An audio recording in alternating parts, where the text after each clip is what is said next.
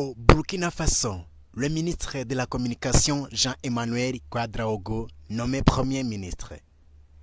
Après avoir dissous le gouvernement vendredi, le chef de la junte au pouvoir Burkina Faso, le capitaine Ibrahim Traoré, a nommé samedi au poste de Premier ministre Limtalba Jean-Emmanuel Ouédraogo, qui était jusque-là ministre de la Communication.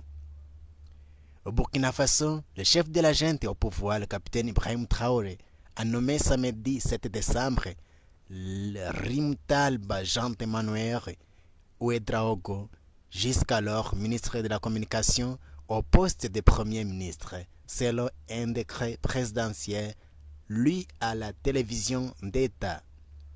Vendredi, le capitaine Traoré avait démis de ses fonctions le Premier ministre Apollinaire Joachim Kelem de Tambela et dissous le gouvernement sans fournir aucun motif. Rimtalba Jean-Emmanuel Ouédraogo, journaliste, a occupé par le passé les fonctions du rédacteur en chef puis de directeur de la télévision publique burkinabé. À la suite du coup d'État porté en septembre 2022 par le capitaine Traoré, dont il est très proche, il a été nommé ministre de la Communication et porte-parole du gouvernement.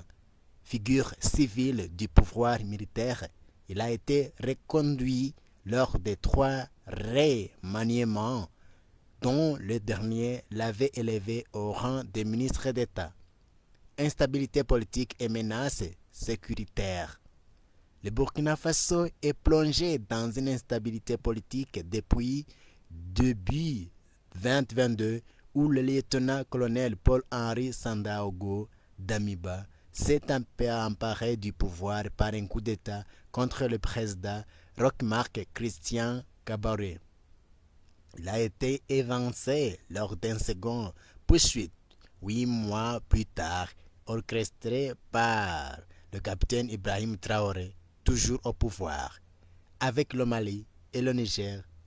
Également dirigé par des juntes militaires, le Burkina a notamment tourné le dos à la France pour former une confédération, l'Alliance des États du Sahel, AES.